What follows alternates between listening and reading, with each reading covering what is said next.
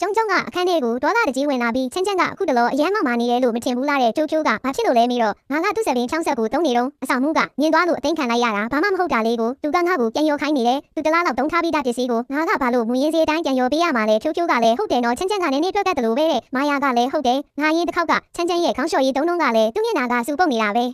သူဘာလို့အဲ့လိုဖြစ်နေရတာလဲတဲ့ကျမလည်းငါအထင်တော့ချမ်းရဲ့စပင်း60အသိခံရတာကနင့်မလည်းတောင်းဝင်ရှိရလေစိတ်ထဲမထားပါနဲ့ဟာလို့ပြောလိုက်တော့ကျုံကဘာလဲနေကချမ်းပတ်ကလားတဲ့ကျမလည်းငါကစိတ်ထဲမှာရှိရဲ့အတိုင်းပြောလိုက်တာပါဟာလို့ပြောလိုက်တယ်မာယာကကျမနားလာပြီးစောနကမှကျုံကချမ်းမပါပဲဘီယူလေးတစ်ခုဖွင့်ထားတယ်နင့်ကိုဘီယူလေးမထည့်ပေးပဲနေလိမ့်မယ်တဲ့ချိုးကလည်းနင်းအဲ့လိုလုပ်နေနင်းလည်းအပေခံဖြစ်သွားလိမ့်မယ်ဂရုထဲဝင်လိုက်ပါမဟုတ်ရင်ငါတို့အဖွဲခွဲသွားလိမ့်မယ်တဲ့ကျမလည်းဒါဆိုငါ့ကိုဘီယူလေးထည့်လိုက်ပါလို့ပြောလိုက်တော့ကျုံကနင့်ကိုထည့်လိုက်ပြီးချမ်းကိုနောက်ခါဘလို့ဆက်ဆံရမယ်ဆိုတာနင်တို့စိတ်ထဲမှာတွေးထားတယ်မလားတဲ့ကျမတို့လည်းနားလည်ပါပြီလို့ပြောနေတော့ချမ်းရောက်လာတယ်ကျမတို့သူကိုမသိတယ်လို့နေလိုက်ကြတယ်ချမ်းကငါပေခံလိုက်ရပြီလားမသိဘူးလို့တွေးနေတာပေါ့ကျုံကတီးတန့်ကလေးထဲမှာနေလေကြငါတို့ထမင်းသွားစားရအောင်လို့စာပိုးလိုက်တော့ချမ်းကစာသူစီမရောက်လို့ပို့ပြီးဝမ်းနေသွားတယ်ကျုံကသွားကြရအောင်အနောက်ဘက်လမ်းထဲကအာလူခောက်ဆွဲသွားစားကြမယ်ဆိုပြီးကျမတို့ထွက်သွားမလို့လှုပ်တုံချမ်းကငါလဲလိုက်မယ်လို့ပြောတော့အားလုံးမသိချင်ဟန်ဆောင်လိုက်ကြတယ်ချမ်းကကြီးရတာတက္ကသိုလ်ကျောင်း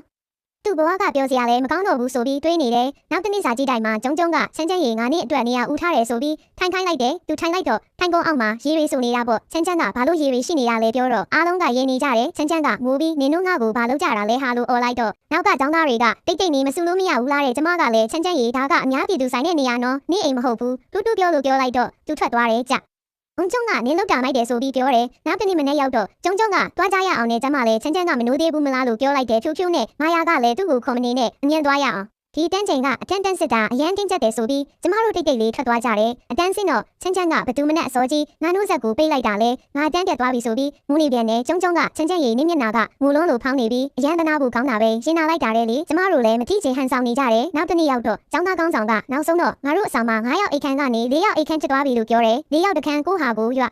အေးပြီးနေကြပါတယ်ကျုံကအမလေးတစုံတယောက်ကတော့အခန်းပြောင်းရတော့မယ်လို့ချမ်းကိုပြောတော့ချမ်းကဟုတ်လားငါအခန်းပြောင်းရမယ်ဆိုတာတေချာလို့လားလို့ပြောလိုက်တယ်ကျမလည်းအားနာပါတယ်ဟာတကယ်ပြောင်းရမယ့်သူကတခြားသူကိုအနိုင်ကျင့်တတ်တဲ့နေမဲလို့ပြောလိုက်တော့ငါတို့ဖွဲ့ကိုဖြစ်တဲ့သူကိုငါလည်းမပေါင်းချင်ဘူးလို့ဖြိုးကထပ်ပြောတယ်မာယာကလည်းငါတို့ကနင်းနောက်လိုက်လို့နေရလို့များနင်းတကယ်ထင်နေတာလားတဲ့တကယ်တော့အရင်နေ့ကကျုံပြင်သွားနေတော့ကျမကကျုံခန်းထဲမှာမရှိတော့ငါနေတို့နှစ်ယောက်ကိုမေးမယ်တကယ်ပဲနေလို့ကျုံနောက်လိုက်လှုပ်ချင်တာလားလို့ပြောတော့သူတို့ကငါတို့မလှုပ်ချင်ပါဘူးဟာဒါပေမဲ့ငါတို့အဖွဲခွဲသွားပြီးအပေခံရမှာကြောက်တယ်တဲ့ချမ်းငါလည်းဘာမှမလုပ်ထားဘူးလေတဲ့ကျမလည်းငါတို့ကြိုတင်အစီအစဉ်ဆွဲထားမယ်မကြောက်နဲ့ငါတို့သူ့ရှိမှာကောင်းတရုပ်ဆောင်ကြမယ်လို့ပြောလိုက်တာပေါ့အဲ့ဒီနေ့ကလည်းကျုံကရေကိုတုံထားလိုက်မယ်ခဏနေချမ်းလာလိမ့်မယ်သူမူပြီးရုပ်ဆိုးနေရကိုပုံရိုက်ထားလိုက်တယ်တကယ်တော့ကျမကင်မရာချိန်ထားတာကအနိုင်ကျင့်နေတဲ့သူကိုပါကျုံရဲ့ရုပ်ဆိုးနေတဲ့မျက်နှာကိုရိုက်ထားလိုက်တယ်ပြီးတော့ချမ်းရဲ့နှုတ်ဆက်ပိတ်နေတဲ့ပုံကိုလည်းဗီဒီယိုရိုက်ထားလိုက်တယ်ကျမလည်းငါတို့ကအနိုင်ကျင့်တတ်တဲ့သူကိုမကြိုက်ဘူးအပေါင်းအသင်းနဲ့မလုပ်ချင်ဘူးလို့ပြောလိုက်တယ်ဖြိုးကလည်းငါတို့တက်သေးတွေလည်းစူဆောင်းထားတယ်လို့ပြောလိုက်တော့နင်တို့စောင့်ကြည့်နေလိုက်တဲ့ချမ်းကလည်းနင်မကျေနပ်တာကိုတိုက်ရိုက်ပြောဖို့အရန်ခက်နေလို့လားလို့ပြောလိုက်တယ်ကျမလည်းနင်နိုင်ကျင်ထားတဲ့ဗီဒီယိုတွေဂယုထဲမှာပြောထားတာတွေအကုန်ငါတို့အထက်ကိုတင်ပြထားတယ်ကျောင်းရဲ့အီးမေးလ်ကိုလည်းပို့လိုက်ပြီးနင်ကိုနင်သိလိုက်ပါနင်ကအပြစ်ကင်းတဲ့သူမဟုတ်ဘူးဆိုတာလို့ကျုံကိုပြောလိုက်တယ်ပြီးတော့တွားကြရအောင်ငါတို့အခန်းကဘယ်ထက်မှလဲလို့